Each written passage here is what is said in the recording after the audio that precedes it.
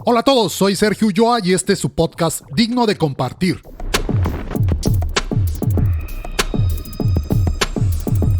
Este episodio 18 lo titulé Quien tiene un porqué encontrará casi siempre el cómo. Viktor Frankl fue un neurólogo, psiquiatra y filósofo austriaco, fundador de la logoterapia y del análisis existencial. Sobrevivió desde 1942 hasta 1945 en varios campos de concentración nazis, incluido Auschwitz. A partir de esa experiencia escribió el libro bestseller El hombre en busca de sentido. La frase con la que titulo el episodio precisamente la extraigo de su enseñanza y se encuentra tan vigente que a continuación les contaré la historia de una persona que después de sufrir un accidente y quedar cuadripléjico, logra encontrar su porqué y le cambia la vida. Me entero de esta persona por Annie Preve, a quien le agradezco mucho y le debo el honor de escuchar el podcast. La obtengo de una conferencia que impartió. Acompáñenme a conocerla.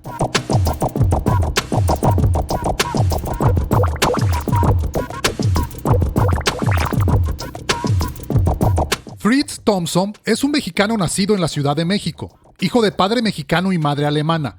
Es ingeniero mecánico y licenciado de Economía por la Universidad de Texas y maestro en Administración de Empresas por la Universidad de las Américas y en Alta Dirección por el IPADE. Comenta, si tú haces tu parte, las estrellas se alinean, el cielo se abre y sucede lo impensable.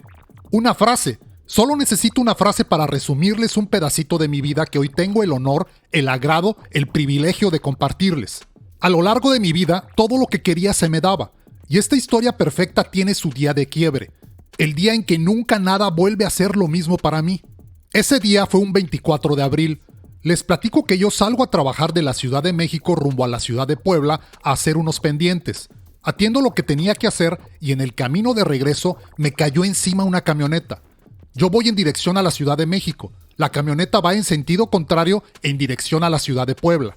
Fue una tarde lluviosa. Un conductor irresponsable a exceso de velocidad provocaron que la camioneta perdiera el control, pegara contra la barra de contención, la cual le sirve de rampa y la impulsa. La camioneta invade carriles contrarios y en una sincronía absolutamente perfecta de espacio y tiempo me cae exactamente en el retrovisor del coche donde yo viajaba. El techo colapsa y me aplasta la cabeza. Me la sume hacia adentro de los hombros con tal violencia que las vértebras cervicales, las vértebras del cuello, se comprimen entre sí y se fracturan entre sí y me provoca lo que en términos médicos se llama una lesión medular. Sentí el impacto. Vi cómo mis manos cayeron del volante, mis pies cayeron de los pedales. Un buen hombre que venía en un vehículo atrás y vio el accidente, abre la puerta y me pregunta, ¿dónde te lastimaste? ¿Qué te duele? Cuando me pregunta, yo me lo cuestiono y me doy cuenta que no me está doliendo nada y empiezo a atar cabos. No puedo respirar, el cuerpo no me está obedeciendo, no siento dolor. Sospeché lo que me había sucedido. Me llevan a un hospital donde me abren el cuello, me retiran todos los pedacitos de vértebra en los que se había convertido las vértebras 6 y 7 y literalmente me dejan un hueco. Me quitaron un pedazo de cadera y lo injertan para reconstruir la columna y todo lo pegan con una placa de titanio que está atornillada en la cervical 5. Al día siguiente amanece y la persona que está frente a mí es mi hermana, de profesión neurólogo pediatra. Abro los ojos, la veo y le digo, mira, no quiero choro, no quiero falsas esperanzas. Sé perfectamente la gravedad de mi lesión, solamente respóndeme una pregunta. Le pedí y le dije, ¿la operación cambió algo? Mi hermana empieza a llorar y me dice, mira, te dañaste células no regenerativas y va a empezar el peor momento de tu vida. Y tal cual como lo dijo mi hermana, aquel 24 de abril del 2001, la vida perfecta, la vida donde todo salía, la vida donde nada se me negaba, colapsó. No hubo parte de mi vida que el accidente no destrozara. Ese día entré al infierno. Del cuello para abajo no me funciona nada. No puedo respirar por mí mismo. No tengo función digestiva. No tengo función urinaria. A los 33 años me pusieron pañales. No siento nada más que el colchón en la parte de atrás de mi cabeza y no me muevo en lo absoluto. Y lo peor no es lo que estoy contando. Lo peor es el pronóstico médico, que así como me describí, yo debería vivir el resto de mi vida, para siempre. Cama, silla de ruedas, depender de terceras personas para las cosas más básicas, para alimentarme, para asearme. Desde el punto de vista económico, todo lo que yo había trabajado se pierde. Desde el punto de vista familiar, mi familia entra en crisis. Desde el punto de vista espiritual, entro en bronca con Dios. ¿Por qué yo? ¿Por qué yo? Soy hombre de trabajo, soy hombre de esfuerzo, soy hombre que vive bajo las leyes de este país. Vivo bajo las leyes de Dios y me pasa lo que les estoy contando y yo lo veía terriblemente injusto. Tanto malandrina allá afuera en las calles haciendo de las suyas y yo cuadripléjico en un hospital. No, yo no me lo merecía. Alguien se olvidó de mí. Mi primer reclamo. Segundo, la severidad de mi lesión. Les puedo decir que vivir en silla de ruedas es mucho, pero muchísimo más complicado de lo que uno piensa en plenitud. Pero les puedo decir que si la vida me hubiera dejado en silla de ruedas, yo hubiera podido con el paquete. Mi tema no era tanto la silla de ruedas. ¿Saben qué era lo que a mí me enloquecía? Las manos. No tener funcionalidad en las manos. Pedir que te rasquen la nariz. Pedir que te sequen la lágrima. Pedir que no te empujen tan profundo el cepillo de dientes cuando te asean la boca. Cosas simples. Y la verdad es que yo no tenía capacidad para aguantar esos niveles de frustración. Y les puedo decir, cada noche, después de haber actuado todo el día una disque felicidad que no sentía, pero que yo tenía que actuar para tranquilizar a mi gente, en las noches era cuando yo me sinceraba conmigo mismo. Y les puedo decir, cada noche era suplicar fallecer. La vida me había jugado demasiado rudo. Yo no tenía herramientas para salir adelante. Mi vida ya no tenía sentido. Cada noche era llorar por horas buscando una manera de suicidarme esperando fallecer.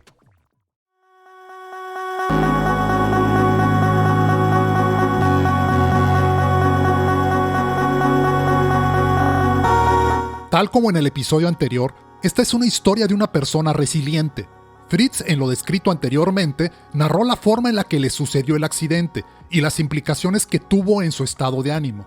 Creo que es muy importante conocer más a fondo su forma de pensar y algunos de los mensajes que dio en su plática. Comenta: quisiera compartir con ustedes pensamientos de una cuadriplegia superada, que me dejaron 3 años de hospital en 4 diferentes países, donde yo peregriné buscando mi rehabilitación. Les puedo decir que la más grande de las lecciones yo la resumo en 3 palabras. Siempre se puede.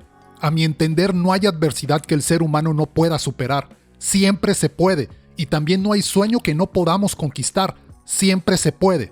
Les voy a hacer preguntas. Y la primera pregunta que les quiero hacer es: ¿estás listo para enfrentar tu propia adversidad? ¿Estás lista? ¿Estás listo para vivir la adversidad en tu vida? Si me permito hacer la pregunta, es porque yo no lo estaba.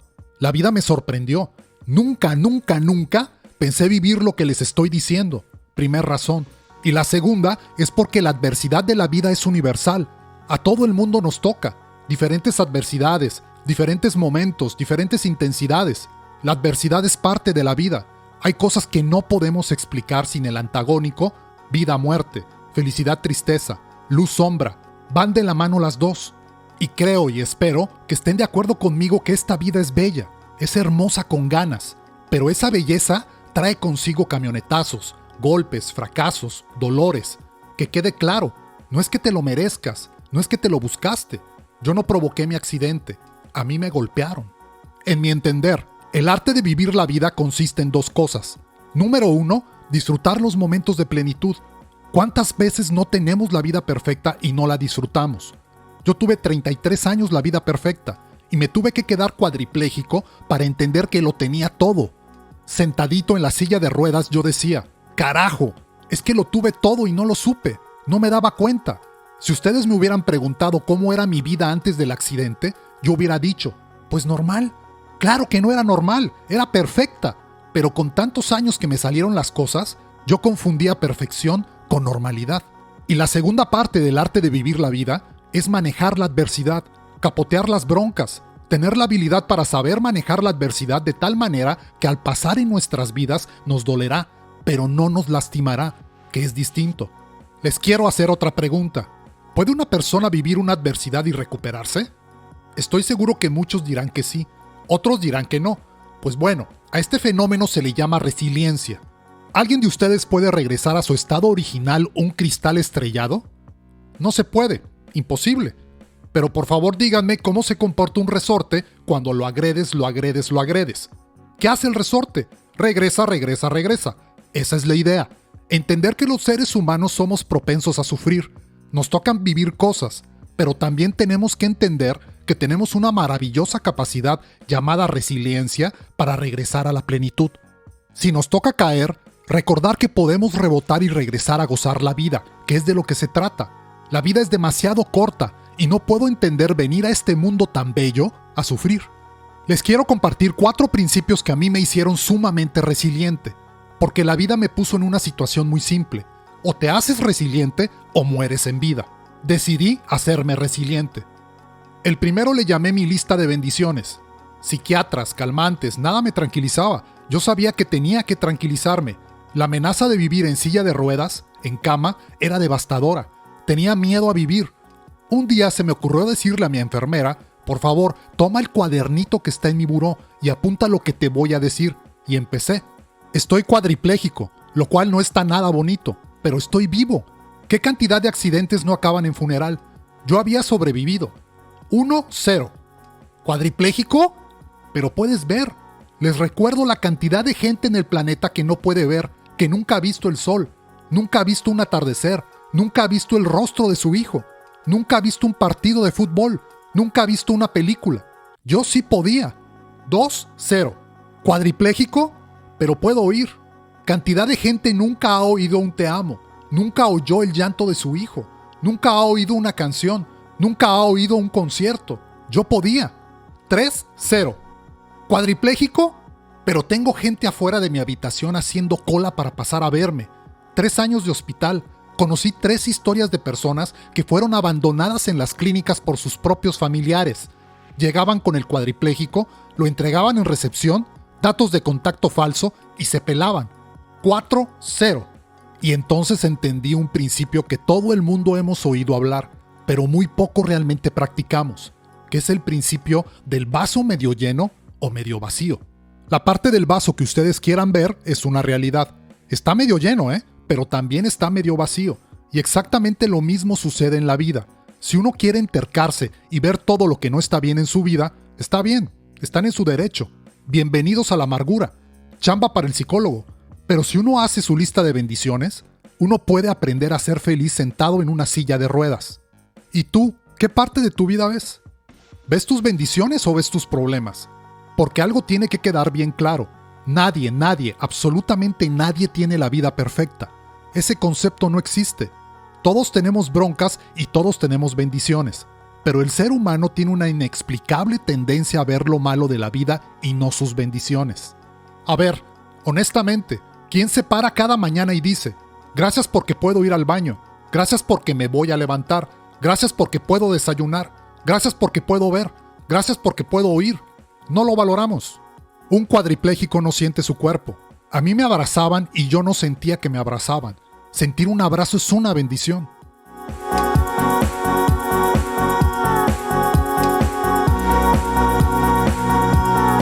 Les comparto una de mis bendiciones, de los momentos más emocionales e inolvidables de mi historia. Instrucción médica: no lo muevan. No me podían mover porque literalmente corría el riesgo de que mi cuello soldara chueco. Meses vi cuadrados blancos por la posición en la que tenía que estar, y un día llega un doctor y me dice, Fritz, hoy te dejo salir. Llegaron un par de camilleros, levantaron por primera vez el respaldo de mi cama, por primera vez vi paredes, por primera vez vi muebles. Me bajaron en una silla de ruedas y me sacaron de mi habitación. Avanza el camillero, pasamos un topecito. Salgo y lo primero que hice fue voltear a la derecha y vi un árbol en forma de Y y vi pasto. ¿De qué manera les explico la alegría de ver un árbol, de ver pasto? Me puse a llorar y me eché en cara. ¿Por qué nunca había visto la belleza en un árbol? ¿Por qué nunca había visto la belleza en el pasto? Cosas simples de la vida son bendiciones. Lo que pasa es que tenemos tantas que ya nada valoras. Les cuento otra. Instrucciones médicas. No muevan a Fritz. Mi aseo se llevaba a cabo en la misma cama donde yo dormía. Una esponjita y eso era mi aseo. Hasta que una noche llega Pepe, mi enfermero, y me dice, hoy te toca ducha. Y mi reacción fue igualita a la de los niños chiquitos cuando los quieres meter a bañar. La primera, no me metes. Y una vez adentro, ahora no me sacas, cao. Pepe solito me carga en una ceremonia que yo pensé sería de 3, 4 hombres. Y me mete al baño. Cuando de repente, sin avisar, se agacha, me sienta en una silla especial para regaderas y le prende al agua. ¡Guas! Agua en mi cara. Por primera vez en meses. Inolvidable. Cosas simples de la vida son bendiciones. Cuando no careces de algo no valoras nada, pero el hecho de que no lo valores no quiere decir que no sean bendiciones. Sin importar las circunstancias, absolutamente ni un ser humano puede renunciar a su responsabilidad de elegir la felicidad. El hecho que tú estés sentado en una silla de ruedas, amarrado a la silla, por un accidente que tú no provocaste, no quiere decir que no puedas ser feliz. Les decía, yo aprendí a hacerlo.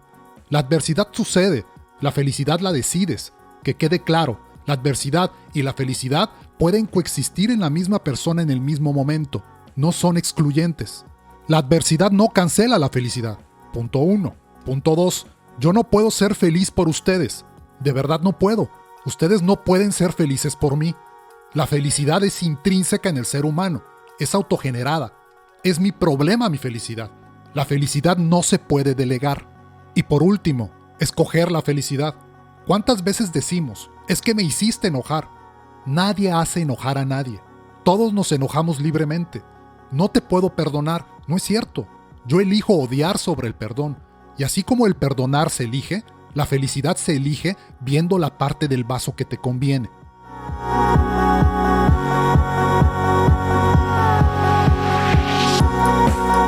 Estuve 3 años hospitalizado, varias clínicas. En la segunda tenía terapia psicológica a las 11 de la mañana. Era un lugar especializado en personas con lesión medular y lesión cerebral. 5º piso, daño cerebral. 4º, pediatría. 3º, nosotros los lesionados medulares. Enfrente de mí vivía un señor rumano. Ese señor era marinero. Se había caído de un barco, se había quebrado la espalda y estaba paralítico, pero él movía los brazos. Como si fuera escuelita, teníamos nuestras actividades y una mañana entra mi psicólogo y me dice, Fritz, ¿cómo ves el ambiente aquí en el piso? Preguntitas que yo me tenía que aguantar de mi psicólogo. Pero yo le contesté de manera muy honesta. Le dije, mira, al tipo de enfrente, al rumano, yo no lo aguanto. Lo detesto. El tipo se la vivía blasfemando. El tipo se la vivía agrediendo a los camilleros, a las enfermeras. Emanaba energía negativa. Lo comparé con una señorita de Venezuela que está a 2 habitaciones a mi izquierda. La persona más dañada que vi en 3 años de hospital. La mujer coleccionaba lesiones, cara desfigurada, una tragedia. Y entonces esa mujer era la que te daba los buenos días, se sabía tu nombre, te felicitaba por tu esfuerzo y ponía un granito de alegría en ese lugar tan triste. Y yo lo reclamo al psicólogo. Le dije, ¿por qué la persona que físicamente está mejor pone la mala vibra? ¿Y por qué la mujer más deteriorada es la que pone aquí el granito de alegría? Y les puedo decir que la frase que me contestó el psicólogo me cambió la vida para siempre. Me dijo, Fritz, es el sentido que cada quien le da al dolor. Cuando lo oí, intuí la importancia. Le dije, ¿de qué estás hablando? Platícame. Me empieza a hablar de una persona de la que tal vez ustedes hayan oído hablar, del señor Viktor Frankl. Este señor, después de Freud, es la persona más famosa en la historia de la humanidad en el campo del psicoanálisis. Una persona que a los 33 años es metida en campos de concentración, 4 años, 4 campos, y el señor hace una observación. Él se da cuenta que el orden en el que fallecía la gente dentro del campo de concentración no tenía sentido. ¿Qué quiero decir? Él notaba que había gente, digamos que en buen estado físico, que fallecía. Y había gente muy débil, muy deteriorada, aferrada a la vida. Y saca una conclusión. El cuerpo, o sea, el estado físico, no es un factor para sobrevivir un campo de concentración. Cosa absolutamente lógica, no. El fuerte aguanta y el débil se va. Pues no funcionaba así la cosa. Entonces, si el cuerpo no es el secreto para sobrevivir, ¿qué otro factor puede hacer que la gente sobreviviera en un campo de concentración? La mente, la manera de pensar. Él como psicoanalista se intriga, empieza a platicar con la gente y entiende el mecanismo de pensamiento que hacía que la gente sobreviviera. Lo voy a poner tal cual él lo dijo. El umbral de dolor de un ser humano, o sea, nuestra capacidad para aguantar el dolor, para sufrir, no tiene límites. Aguantamos todo, siempre y cuando tengas una razón, un porqué. ¿De qué se da cuenta? Él decía que todos los que sobrevivían pensaban de la misma manera. Decían, cuando yo salga de aquí regresaré a casa de mi mamá y cenaré sopa de cebolla. A mis hijos no los agarraron, no llegaron a mi pueblo, no capturaron a mi esposa. Todos los que pensaban que podían regresar la vida a la normalidad aguantaban. Aquellos que habían atestiguado las matanzas de su gente fallecían. Cuando entendí el principio, yo me quedé sorprendido. ¿Saben por qué? Porque 60 años después que el señor Frankl dijo esta frase, en mi piso de hospital, esa era mi realidad. Porque el señor que vivía frente de mí y tenía tanta mala vibra era marinero. No tenía casa, no tenía familia, no tenía dónde ir, no tenía un porqué, no tenía una razón para vivir. ¿Por qué la señora de Venezuela, que estaba tan mal, aguantaba? Tenía 2 preciosas hijas esperándola en Venezuela, y entonces entendí la idea. Yo les pido que se graben esta frase, que es la misma idea en otras palabras. Quien tiene un porqué, siempre encuentra el cómo. Yo dije, a ver, esto es cuestión de encontrar un porqué. Cuestioné mi porqué, lo encontré y les puedo decir, me revolucioné como persona. Yo nunca volvería a ser el mismo. En estos tiempos, yo ya estaba en Cuba. Yo hacía 8 horas de terapia al día, de 8 a 5. Saliendo de mi terapia, en el hospital con los doctores, yo me iba a mi habitación y le metía 2, 4, 6 horas más de terapia. Llegué a hacer 14 horas de ejercicio al día, sin sábados, sin domingos, sin descansos. Mi terapia se volvió mi pasión, mi vida. Encontré mi porqué y me revolucioné. Yo decía, si esto sacó vivo a gente del campo de concentración, esto me tiene que ayudar. No solo hice terapia a esos volúmenes, también la hice por un tiempo larguísimo. Obviamente, esto me sacó consecuencias. Mi cuerpo se empezó a moretear, estaba reventando vasos sanguíneos de tanto esfuerzo y en una de tantas me ve mi terapista. Y me dice, Fritz, ¿qué traes ahí? Y me dice, este cuerpo está sobretrabajadísimo. Tú estás haciendo terapias a escondidas. Me acusó Giovanni y le dije, pues así soy. Y se fue con el director de la clínica. Me acusó porque yo estaba violando el reglamento. Y ¡zas! Que me corren de Cuba por primera vez. Fui con el director, se la hice chillona y me vuelven a aceptar. Y volví a hacer exactamente lo mismo. Me volvieron a apañar, ya me tenían vigiladito. Me acusaron, me volvieron a correr, fui con el director, la hice chillona, me volvió a aceptar. 4 veces. La última fue la buena.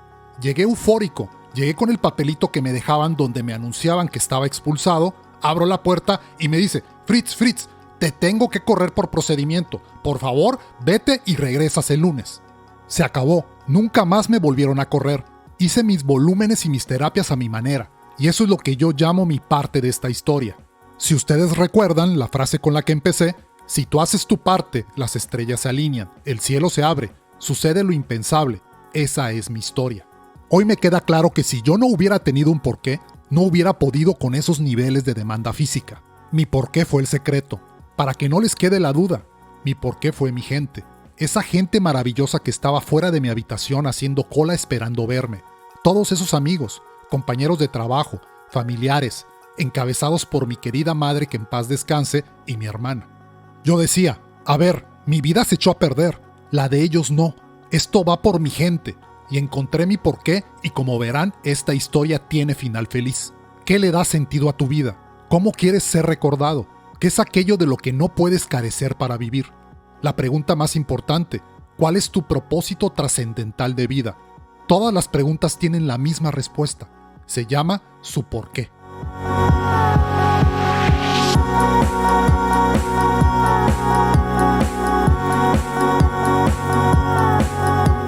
Espero les haya gustado y sea digno de compartir para ustedes. Te pido por favor des clic en seguir en la plataforma de tu preferencia y lo califiques con las estrellas que consideres. Si son 5 mucho mejor, ya que de esa manera me ayudas a que llegue a más personas. Si lo escuchaste en YouTube y te gustó, por favor apóyame con un me gusta y suscríbete al canal. Nos escuchamos en un nuevo episodio el próximo lunes. Un abrazo y excelente inicio de semana.